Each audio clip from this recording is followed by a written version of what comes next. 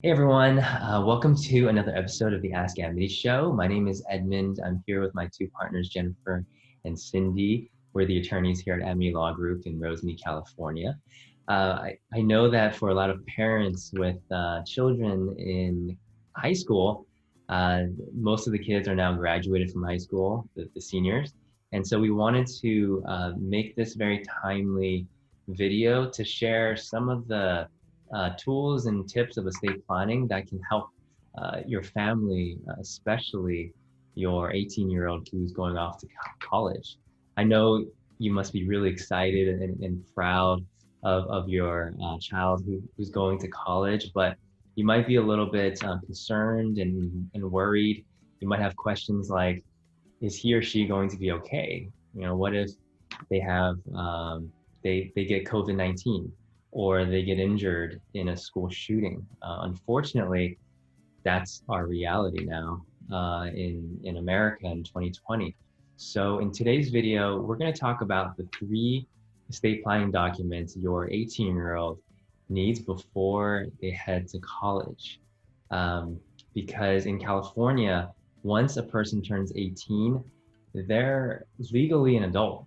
So they are no longer legally under your care and control. You can't, for example, automatically make their medical decisions, financial decisions, and other legal decisions for them. So what's going to happen if they get injured and end up in the hospital? But how can you step in and legally take care of them? So Cindy's going to start with the first of 3 estate planning documents that your 18-year-old would need in 2020. Yeah, so for the first one, you want to consider having an advanced healthcare directive. So your child is unable to make medical decisions. The advanced healthcare directive will allow you to make those decisions on their behalf. That's if they become incapacitated or in a coma or just for whatever reason unable to make those decisions for themselves. The document will allow you essentially to have access to those type of decisions for them on behalf of them. Hospitals all have different policies. So some require a advanced healthcare directive before family members can make medical decisions on behalf of someone over 18. So you want to make sure you have that in place depending on, what hospitals your child may end up in. And then with that one, the negative or the alternative is that you would have to go to probate court and obtain a conservatorship, which can take some time. Yeah, and then a second document that we would recommend is what's called a HIPAA release or a HIPAA authorization form. Essentially, because your 18-year-old is now an adult, his medical records or his or her medical records are now private. So your 18-year-old will have to authorize you to be able to look at their medical records, that the doctors or hospitals can release those medical records to you. So without this document, then hospitals may or may not actually release those information or those documents to you.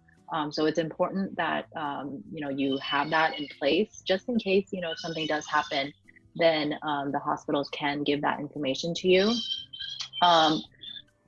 It's not the same as the document that Cindy had mentioned. What Cindy mentioned essentially is giving you a right or the power to make a decision on behalf of your 18-year-old. But for the HIPAA authorization and the HIPAA release document, it's to give you the background, right? Their medical history, the diagnosis, that type of information that you need to really properly make an informed healthcare decision for them. So it really is important to have this HIPAA release, HIPAA authorization in place.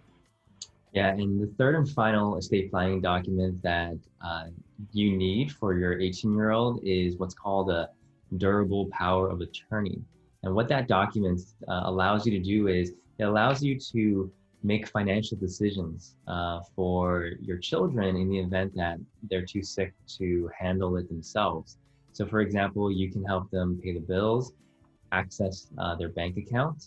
Maybe your 18, 19-year-old they're making money And so you want to make sure that you have access to their cash as well in order to pay for the bills while they're incapacitated, and also to apply for government benefits. So they have the money to treat the illness or injury. Because as you know, there's a lot of things that goes on in college that puts their life at risk. And so you want to make sure that you have all these three documents in place to protect them and allow you to step in if something happens. So we encourage you to get these documents done before they go off to college.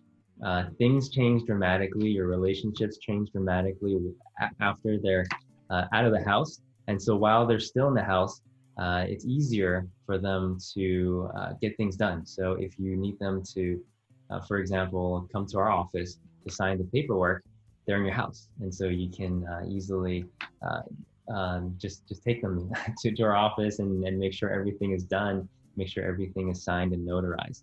So at this time, we are offering virtual services, meaning that we are providing our clients free phone consultations and servicing them virtually. So if you need our help, we encourage you to reach out to us and schedule a free phone consultation and make sure that these documents are completed before your kids go off to college.